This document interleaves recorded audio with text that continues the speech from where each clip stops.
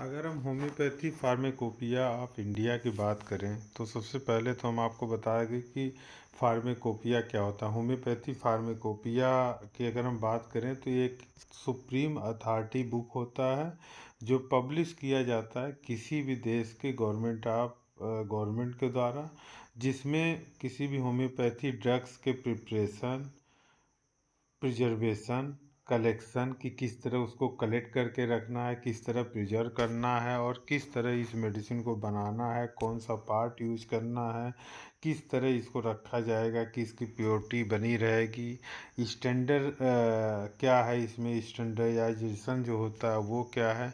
तो इन सब चीज़ों को बताया गया है जिस बुक में, उसको बोलते हैं होम्योपैथी फार्माकोपिया। तो होम्योपैथी फार्माकोपिया हर देश का अलग अलग होता है।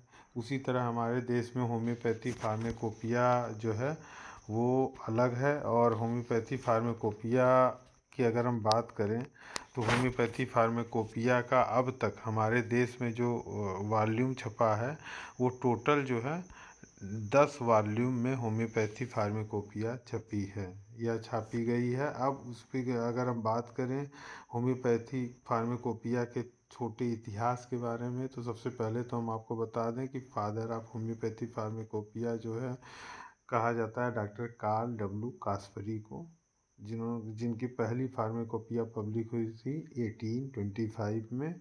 उसके बाद अगर हम बात करें इंडिया में, तो इंडिया में अगर हम बात करें तो इंडिया में हमारे जो है होम्योपैथी फार्माकोपिया के लिए सबसे पहले जो है 1956 में होम्योपैथी एडवाइजरी कमेटी बनी।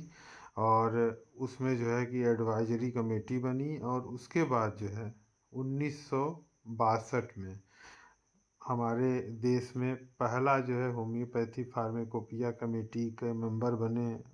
जो मेन थे उसके चेयरमैन वो थे जो है डॉक्टर बी के सरकार, जो प्रिंसिपल थे Midnapore homeopathy medical college Calcutta के।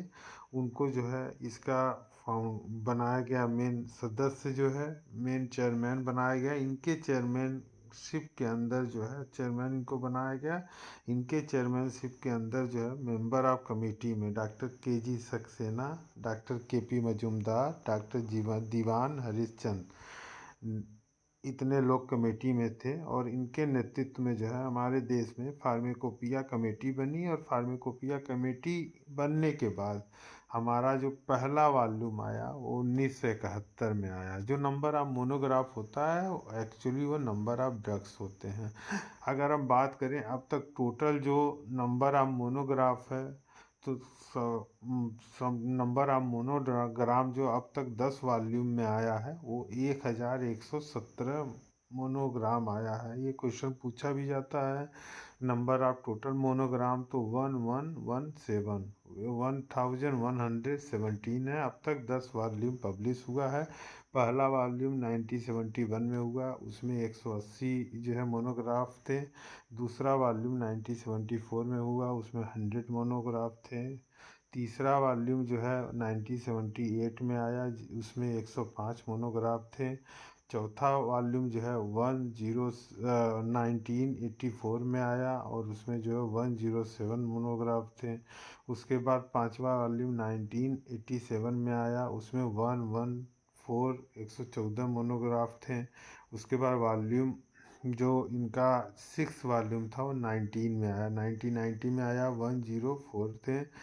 उसके बाद इनका जो है सातवां वॉल्यूम जो है 1999 में आया, 105। वॉल्यूम 8 जो है 2000 में आया और उसमें 101 थे। ये क्वेश्चन पूछा ही जाता। वॉल्यूम एक तब कब आया, आठवां वॉल्यूम जो है 2000 में आया और उसमें 101 जो है आपका मोनोग्राफ था। उसके बाद नौवां वॉल्यूम आया 2006 में, उसमें 100 मोनोग्राफ। और 10वां वॉल्यूम अगर हम बात करें तो 2013 में आया है और उसमें जो नंबर ऑफ मोनोग्राफ की संख्या है वह जो है 101 मोनोग्राफ है। 2013 में ये आया।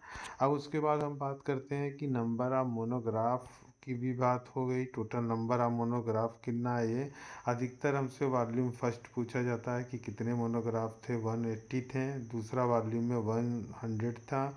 चौथा वॉल्यूम का पूछा जाता है 107, पाँचवा 114 था, इस तरह था। अब आइए देखते हैं नंबर ऑफ मोनोग्राफ क्या होता है। तो नंबर ऑफ मोनोग्राफ में अगर हम पहला वॉल्यूम खोलते हैं 1971 में जो पब्लिश हुआ था, तो आप उसमें देख सकते हैं ये ओपन हो गया है। तो इसमें बताया गया है कि इसका कॉमन नाम क्या है और कौन सा पार्ट यूज होता है एब्रोमा अगस्ता का, तो जैसे लीव है। तो इस तरह जो है अगर हम बात करें नंबर ऑफ मोनोग्राफ 180 थे, तो आप इसमें देख सकते हैं कि नंबर ऑफ मोनोग्राफ 180 है, तो total number of medicine is 180 ही होगा। तो आप देखिए इसमें लास्ट में 180 है। तो इसी तरह नंबर ऑफ मोनोग्राफ मीन कि नंबर ऑफ मेडिसिन कितने हैं, कितने नंबर ऑफ मेडिसिन को डिस्क्राइब किया गया है, तो वही इनका मोनोग्राफ भी होता है। ये पहला वॉल्यूम है, एक छोटी सी जानकारी थी जिसको हमने आपको दिया। आपको कैसा लगा हमें ज़रूर बताइए। होमियो रीडर को देखने के लिए आपका बहुत बहुत धन्यवाद।